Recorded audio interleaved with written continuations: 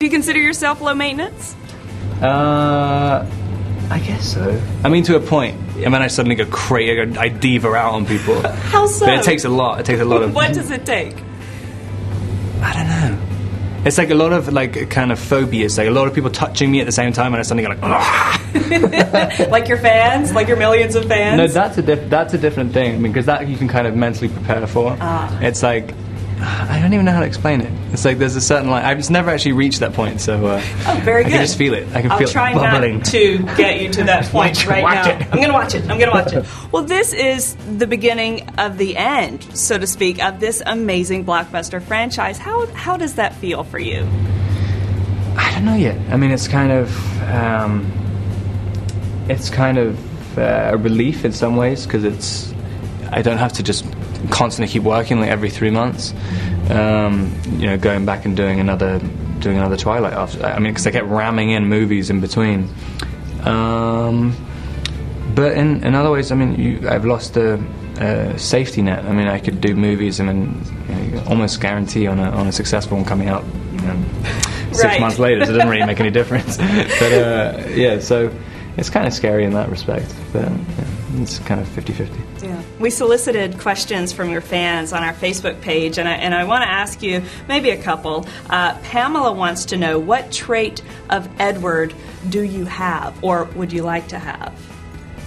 I mean, I guess just you play it for long enough, and things become like inevitably kind of entwined, because you just can't help it. The more you know people, and the more you just naturally react with them. I guess I'm like relatively patient. I think. Yeah. I think Edward's kind of patient. That's good. That's a good trait to have. Great quality. What would I take out of it? I don't know. I wish I was a better driver. He's a good. At really high speeds. Yeah. And also, he's very confident dancing. He never shies away from dancing. Confident in every aspect. Yeah. That Edward.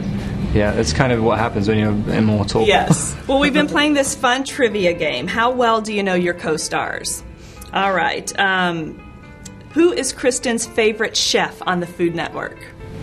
Oh, God. I mean, I really should know this as well. She's Southern. I don't know what any of their names are. Paula Deen. Paula Deen, I did know that, with the butter. Yes, butter and everything. It makes it good. Her birthday. Oh my God. Oh no, this is not good. This is not good for you, Robert. Oh no, this is terrible. This is really terrible. She knew yours. 8th of April. Did you say the 8th? Yeah. It's the 9th. Oh God. But you were close. Jeez. You were close. That I'm counts. so bad with that. I don't know what any of my family's birthdays are either. Most men are, so you're forgiven. I don't even know what my birthday is. I won't tell her. All right, so it's really the beginning of the end here for the Twilight franchise. How does that feel after all the hard work, all the time you've put into this?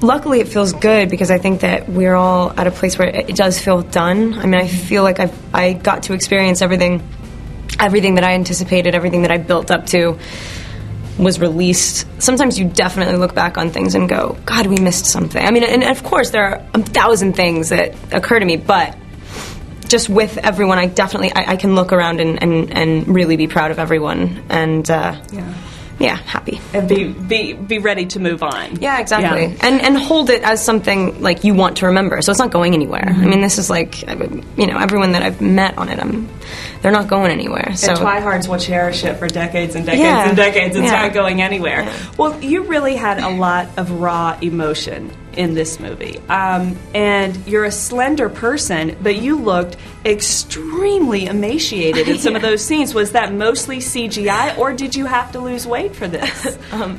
It was digital. It was. I didn't have time. We didn't have time to do a big transformation, physical transformation. Yeah, I mean, we would have had to shut down twice even. I mean, yeah, so no. And that's a scary position to be in, because when you're usually responsible for everything that you want to convey, you're like, all right, guys, you got me, right? You know what I mean? It's like, this isn't going to look okay. This isn't going to this isn't going to ruin everything I'm trying to do right now. And those guys are amazing at what they do. And I can't tell that it's not. It's scary for me to watch it. It's like I never expected that they were going to push it so far. Yeah. It was realistic, though, that you were dying. And you seemed, as Bella, so maternal, you know, as you were expecting this half vampire baby. Yeah. Did it make you feel maternal or long for a family or kids? Or what do you think about that for your own future? One of the main things that I loved about the story is that feral cat image that always occurs to me. Is sort of like there's you know, there are things that are important in life, and then there are things that you just don't touch. Do you know what I mean? Yeah, it's like I did really like that, and yes, absolutely, I can't wait, but you know, who knows? It's I so connected with that. So yeah, it was an eye-opening experience, to be honest. You don't always know that, you know, that you're going to be affected in certain ways, and I definitely was. Taylor Lautner, what superlative did Taylor's junior high class elect him for? If you don't know, what would you guess? I bet probably like something for his smile. It's like something, yes. I know, it's Best like smile. Of course. He has the perfect smile. I know, he's like almost like, okay. Very good guess. No, that makes sense. Okay, with Robert. What movie did Rob watch when he was 13 that inspired him to emulate Jack Nicholson? Which one was it? I mean, he loves all of them. Big fan? Yeah, he's a big fan. One Flew Over the Cuckoo's Nest. I wouldn't have said that. His birthday. Whose? Robert's. Well, come on. I mean, I know his birthday. It's May 13th. Yes, it is. Yeah, Very good. But I actually don't know the year, so that's cool. 86. Oh, great. It's the beginning of the end of this. It is. It's a weird feeling, Yeah. but I'm very excited. I'm very excited for fans to see this movie specifically because it's, I don't know. I mean, it's very different than any of the other ones. But I mean, in a way, it's still the same thing. But I don't know. I'm very, very proud of this movie, and I think the fans will be really happy about it. Explain how you think it's different, so everybody. It's this one is really character driven, and you get to see all of the same characters in a completely different light, going through things that you would have never expected.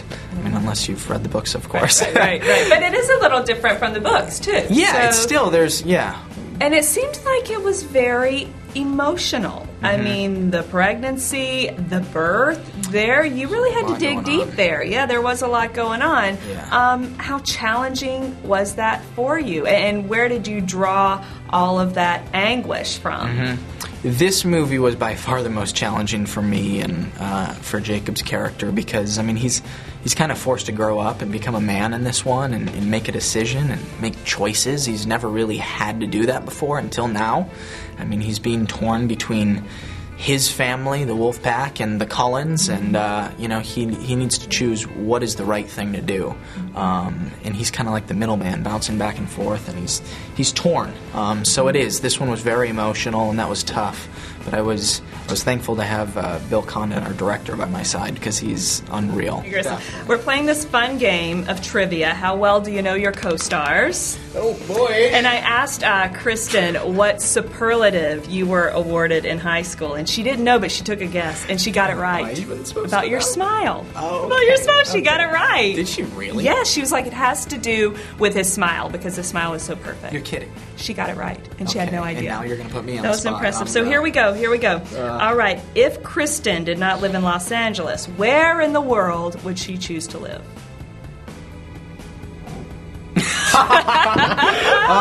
That's so tough because I know she's in love with Los Angeles. Yeah. It's like her favorite place. We fly back on a plane, and she's like, I'm so happy to be back. I'm going to go with... Okay, can I have two choices? Yeah. Okay. First, I'm going to go Australia. But second... You don't have to go further than that. That's what she said. Shut up. You got it. You're joking with me. You shut up.